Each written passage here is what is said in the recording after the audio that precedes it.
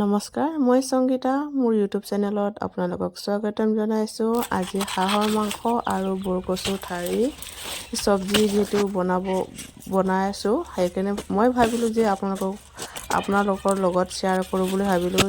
যদি ৰেচিপিটো চাই যদি ভাল লাগিছে, খাই ভাল পাব আপোনালোকে নিশ্চয় বনালে বহুত খাই ভাল পাব।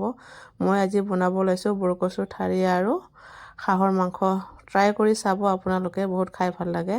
এইটো আমি বৰকচু বুলি কওঁ, আপোনালোকে কি কয় নাজানো, চবৰে ঠাই অনুযায়ী নামকেইটা বেলেগ বেলেগ যিহেতু। আৰু ইয়াত কাটি লৈ গৈ আছোঁ বৰকচুৰ ঠাৰি এইটো। আৰু এইটো হৈছে দালি। মই মানে কচুত আপোনালোকে দিব পাৰে, নিদিব পাৰে, আপোনাৰ নিজৰ ইচ্ছা। কিন্তু দালি দিলে এটা সোৱাদ এটা উঠে অলপ। মই কম পৰিমাণ, আপোনালোকে ইচ্ছা দিব পাৰে। মই দালি অলপ তিয়াই ল'লোঁ যিহেতু কচুত দিবলৈ। আৰু এইটো দেখিছে, এতিয়া সন্ধিয়া হ'ল।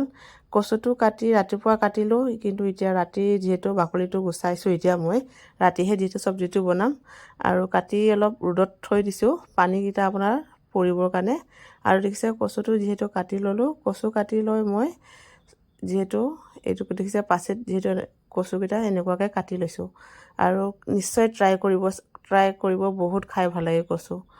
আৰু কচু আৰু হাঁহৰ মাংস এইটো যিহেতু মই বাকলিকেইটা এনেকুৱা গুচাই লৈছোঁ আৰু এনেকুৱাই ধুই ল'ম, কাৰণ লাৰিলে খুজাব যিহেতু। আপোনালোকে মই যিহেতু চাফাকৈ আৰু কাটা হৈছে। আৰু এইটো জহাইছোঁ, দেখিছে কলখাৰ দি পেলাই জহাই দিব লাগে। এইটো কলখাৰ দি দিছোঁ, অলপ জহাই দিছোঁ। মানে আপোনাৰ পানী দি পেলাই জহাব নালাগে, জাষ্ট কলখাৰটো দি ঢাকনি দি ৰখাই থৈ দিব। নিজে নিজে জহি কমি যাব। একো লৰচৰ লৰাই থাকিব নালাগে আৰু পানী দিব নালাগে যিহেতু। এইটো মই ঢাকনি দি কেনে এইটো ৰখাই দিলোঁ। এইটো আপোনাৰ ধুনীয়াকৈ সিজি আছে। আপোনাৰ একো পানী দি পেলাই বইল কৰিব যিহেতু নালাগে।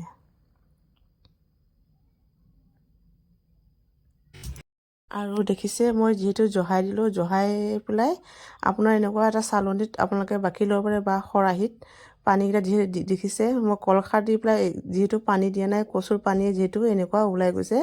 আৰু মই আপোনাৰ এই দেখিছে খৰাহিটোতে এনেকুৱাকৈ দি থৈ দিছোঁ, যাতে পানীকেইটা পৰি যায়। তাৰপিছতে আপোনালোকে মাংস দি ভাজিব পাৰিব। এইটো দেখিছে, এইটো মই যিহেতু তলত ফুটা আছে, সেই তলৰ দি পানীকেইটা পৰি যাব। এতিয়া মই যিহেতু কেৰাহীটো পাতি ল'লোঁ, পিঁয়াজ, নহৰু, আদা, গোলমৰিচ আৰু যেনেকুৱা কচু যে আপোনালোকে ঝাল খায় সেনেকুৱাই দিব। এইটো দেখিছে হাঁহৰ মাংসটো প্ৰথমতে ভাজি লৈছোঁ। আৰু আপোনালোকে এইটো মই যিহেতু জলকীয়া, পিঁয়াজটো দিলোঁ ভাজোঁতে, তাৰপিছত আপোনালোকে এইটো কচুটো দি দিব পাৰে।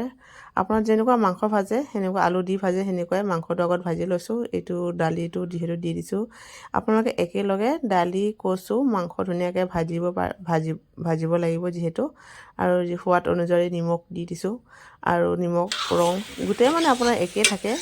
আৰু কচু দিলে জানে আপোনালোকে যে তাত গোলমৰিচ যিহেতু দিবই লাগিব, আদা, নহৰু, জলকীয়া, এইটো ৰং দিছোঁ। আৰু এইটো যিহেতু মই ভাজি আছোঁ, যিটো জুইত বনাই খালে আৰু সোৱাদ এটাই বেলেগ হয় নহয় জানো। আৰু মই মানে যিহেতু মছলা বেছি দিব নালাগে কচুত, মই জাষ্ট জিৰাটো দিছোঁ। আৰু আদা নহৰুটো আছে যিহেতু, আৰু মছলা ইমান ভাল নাপাওঁ। আমাৰ মানে প্ৰায়ভাগে খানা খালে আমি এনেকুৱাই কৰোঁ যে মছলা যিহেতু ইমান ব্যৱহাৰ নকৰোঁ, আদা নহৰু দিওঁ। আৰু এইটো দেখিছে, যিহেতু আগতীয়াকৈ আপোনালোকে গৰম পানী কৰি থ'ব। এইটো হৈছে মই গৰম পানী দিছোঁ ভাজি। এতিয়া পানী দি দিছোঁ। গৰম পানী যিহেতু দিছোঁ, ঠাণ্ডা পানী দিলে যিহেতু কচুটো খুজাব আৰু কচুটো একদম নধৰে, এইটো নুখুজায়। আৰু দিছোঁ গৰম পানীটো দি দিছোঁ মই। আগতীয়াকৈ উতলাই পেলাই থৈ দিব। এইটো হৈ গ'ল মোৰ চব্জি বনাই। আৰু দেখিছে ইয়াৰ লগত আপোনাৰ এইটো বৰকচুৰ ঠাৰাটো যিহেতু হাঁহৰ মাংস দি বনাইছিলোঁ, এইটো মোৰ চব্জিটো হৈ গ'ল কমপ্লিট। খাই কিন্তু বহুত ভাল।